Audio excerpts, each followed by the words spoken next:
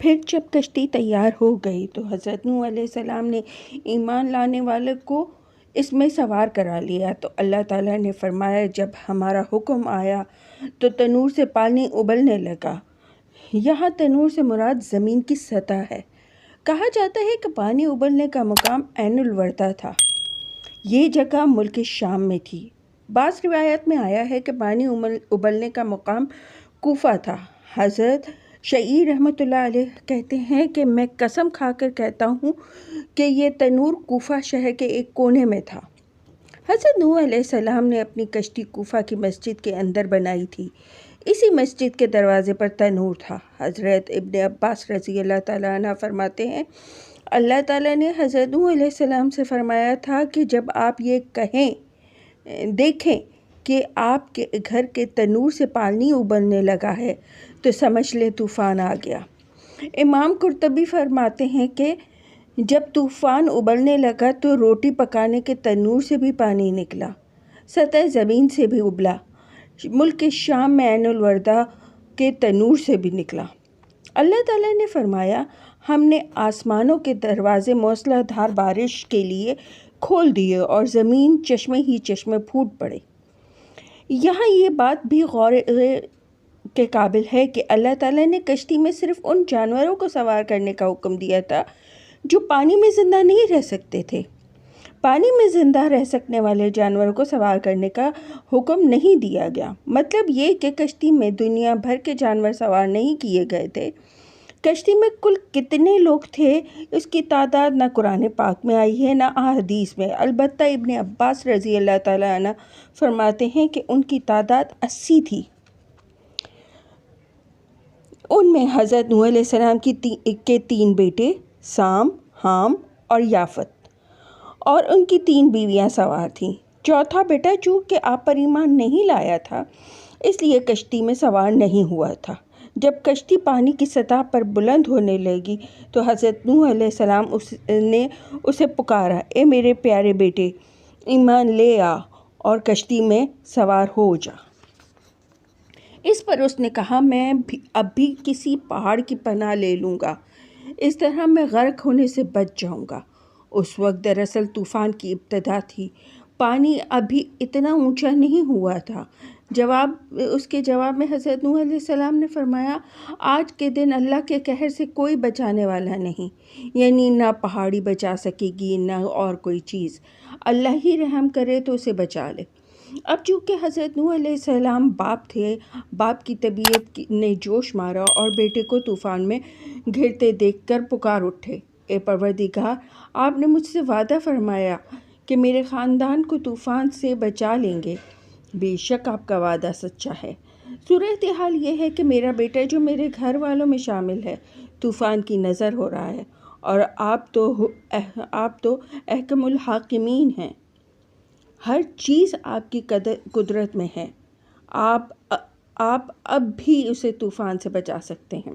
اللہ رب العزت کی طرف سے فوراً حضرت نوح علیہ السلام کو تنبیہ کی گئی، اے نوح، یہ آپ کے اہل و عیال میں داخل نہیں، اس کے اعمال اچھے نہیں، اس لیے آپ کو چاہیے کہ اس کے بارے میں بغیر حقیقت کے جانے مجھ سے کوئی سوال نہ کیا کریں۔ ہم آپ کو نصیحت کرتے ہیں کہ نادانوں میں داخل نہ ہو جائیں۔ اللہ تعالیٰ کے ارشاد سے معلوم ہوا کہ حضرت نوح علیہ السلام کو اپنے بیٹے کے کفر کے بارے میں معلوم نہیں تھا، اس کے منافق پن کی وجہ سے آپ اسے مسلمان ہی جانتے تھے، اس لیے اسے اپنا اہل قرار دے کر اس کے حق میں دعا کر بیٹھے۔ اگر انہیں حقیقت معلوم ہوتی تو وہ کبھی اس کے حق میں دعا نہ کرتے، اس لیے آپ کو پہلے ہی صاف طور پر یہ حکم دیا گیا تھا کہ جب طوفان آ جائے تو ان کافروں کے بارے میں کوئی سفارش نہ کیجیے گا۔ اب پھر پانی بلند ہوتا چلا گیا، بلند اور بلند ہوتا چلا گیا۔ تاریخ بتاتی ہے کہ اونچے سے اونچے پہاڑ سے بھی 15-20 گز یا 40 گز اونچائی تک پانی ہی پانی تھا۔ پھر اللہ تعالیٰ نے زمین کو حکم دیا، اے زمین تو اپنا پانی نگل لے۔ اس حکم کا مطلب یہ تھا کہ جس قدر پانی زمین سے نکلا تھا اسی قدر پانی زمین اپنے اندر اتار لے۔ آسمان کو حکم فرمایا، اب پانی برسانا بند کر دے۔ اس طرح زمین سے نکلا ہوا پانی زمین میں چلا گیا، آسمان سے پانی برسنا بند ہو گیا۔ آسمان سے جو پانی برسا تھا اسے قدرت نے دریاؤں اور ندیوں کی شکل دے دی تاکہ انسان اس سے فائدہ اٹھائیں۔ زمین اور آسمان نے اللہ تعالیٰ کے احکامات کی تعمیل کی۔ اس طرح طوفان ختم ہو گیا۔ حضرت نوح علیہ السلام کی کشتی جودی پہاڑ پر جا ٹھہری۔ ظالموں کو ہمیشہ کے لیے رحمت سے محروم کر دیا گیا۔ جودی پہاڑ اب بھی اپنی شکل میں موجود ہے۔ یہ پہاڑ حضرت نوح علیہ السلام کے اصل وطن عراق میں موصل کے شمال میں جزیرہ ابن عمر کے قریب آرمینیا کی سرحد ہے۔ یہ ایک کوہستانی سلسلہ ہے۔ اس کا ایک حصے کا نام جودی ہے۔ اسی کے ایک حصے کو کوہ ارارات کہا جاتا ہے۔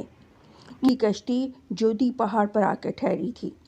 تاریخ کی کتابوں میں یہ بات بھی ملتی ہے کہ اس کشتی کے ٹکڑے آج بھی موجود ہیں۔ تفسیر طبری اور بغوی میں نوح علیہ السلام ماہ رجب کی 10 تاریخ کو کشتی میں سوار ہوئے تھے۔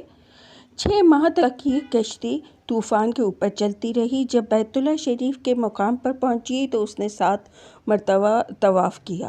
اس وقت اللہ تعالیٰ نے اپنے گھر کو اونچا کر کے طوفان سے بچا لیا تھا۔ پھر 10 محرم یوم عاشوراء میں طوفان ختم ہوا۔ کشتی جودی پہاڑ پر ٹھہری۔ حضرت نوح علیہ السلام نے اس روز شکرانے کے طور پر روزہ رکھا اور کشتی میں جتنے آدمی آپ کے ساتھ تھے ان سب کو روزہ رکھنے کا حکم دیا۔ بعض روایت میں یہ بھی ہے کہ کشتی کے شریک سب جانوروں نے بھی اس دن روزہ رکھا تھا۔ پھر حضرت نوح علیہ السلام کو حکم ہوا، اب آپ پہاڑ سے اتر کر زمین پر جائیں اور کوئی فکر نہ کریں کیونکہ آپ کے ساتھ ہماری طرف سے سلامتی اور برکتیں ہوں گی۔ مطلب یہ کہ مصیبتوں سے سلامتی رہے گی اور اولاد میں برکت ہوگی۔ اس حکم کے مطابق دنیا کی ساری آبادی حضرت نوح علیہ السلام کی اولاد ہیں۔ قرآن کریم میں فرمایا گیا، اس واقعے کے بعد دنیا میں رہنے والی قومیں حضرت نوح علیہ السلام کی ذریت اور اولاد ہوں گی۔ اسی لیے حضرت نوح علیہ السلام کو آدم ثانی بھی کہا جاتا ہے۔ سلامتی اور برکت کا جو وعدہ کیا گیا تھا وہ صرف آپ کی ذات تک نہیں تھا بلکہ فرمایا گیا تھا کہ جو امتیں اور جماعتیں آپ کے ساتھ کشتی میں سوار ہیں ان پر بھی اللہ تعالیٰ کی طرف سے سلامتی اور برکتیں نازل ہوں گی۔